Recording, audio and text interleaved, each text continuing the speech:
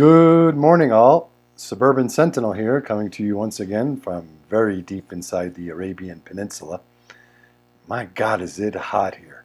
It is still May, the very end of May, but it is already more than 120 degrees Fahrenheit out here. And because this video is being released probably sometime in August, obviously this has been pre-recorded pending our much needed and well-deserved vacation.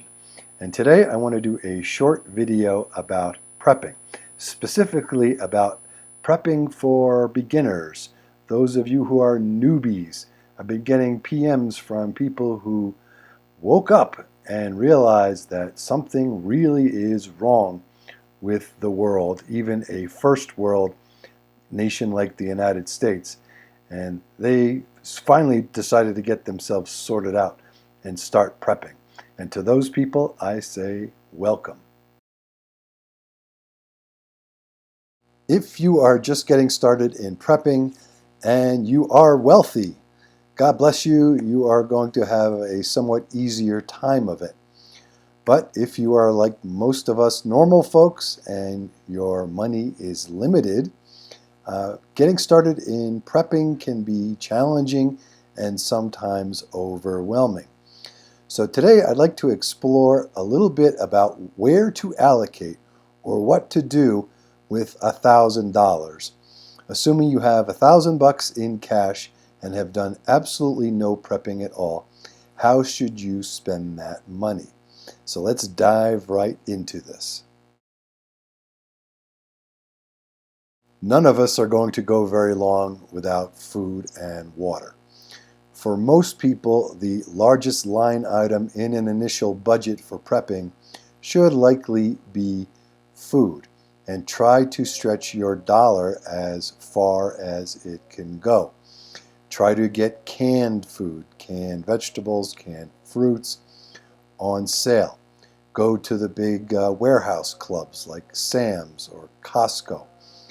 You can usually get big cans of food at a very reasonable price.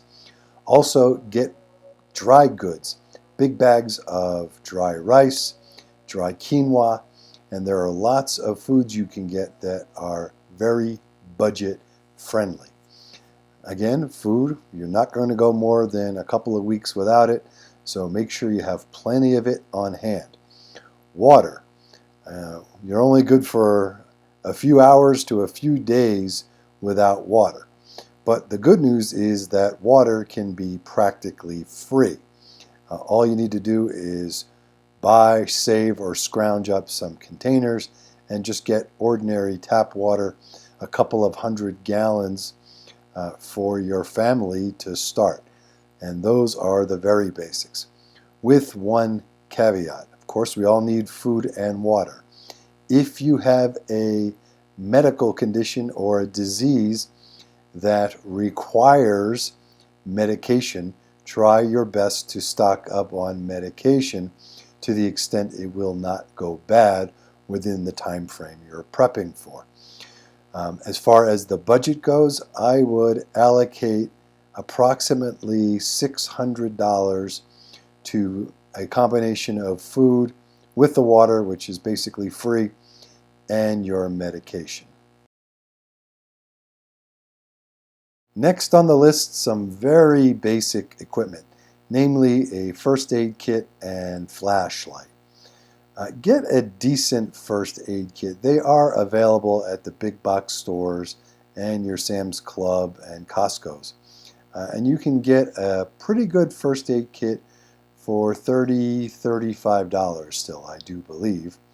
And that is very nice to have on hand and could save someone's life, or at least make them more comfortable if regular medical attention is not available. Next, get a good flashlight. And I'm talking a decent quality flashlight, like something from Olight or 4.7s or Maglite or I forget, there's a bunch of decent brands out there, not your Walmart and Home Depot type flashlights. Good quality flashlights, and get some extra batteries. and you should be able to get 1 or 2 flashlights and some batteries for about $65. So your very basic equipment comes to about $100. Out of our $1,000 original budget, we still have $300 remaining. And I would allocate those funds towards a defensive weapon. Now, some people would say, oh, get a baseball bat, get pepper spray or a stun gun. That is not adequate protection in my opinion. You should get a firearm. Preferably more than one firearm ultimately, but to start, get a firearm. And my preference would be a handgun. Now, I am aware that in many states or many countries, you are not allowed to purchase a handgun, and I'm going to assume that you might be able to, depending again on the legal requirements in your area. So if possible, and I'm also assuming that those of you out there are not gun people, is go get a used revolver. Used revolvers are fairly inexpensive, along with several boxes of ammunition. If a handgun is not an option and you're going to go to a long gun, I would go for a double barrel or even a single shot break action shotgun. And again, get a few boxes of the appropriate ammunition. And most importantly, seek out someone who is a gun person and have them train you. Know at least the basics on how to shoot, how not to shoot, and how to hit that which you are trying to shoot at for real. And for about $300, you should be able to get started. Again, not with anything fancy, but something that is wholly adequate for now. So if you're brand new to prepping and you spend this $1,000 on the items discussed, will you be ready for anything? Well, of course not. Whether you spend $1,000 or $100,000 or $100 million, nobody will be ready for everything. But you will be off to a good start. You may not be able to survive indefinitely on your own, but you should be able to get by without assistance for a reasonable time period. And that is a very good way to get involved in the discipline and educational aspects of prepping. The important thing is to get started and to keep going. Every month or every quarter or every week or however you want to do it, allocate a little bit more time and a little bit more money towards being prepared. Well, that's all I have to say for now.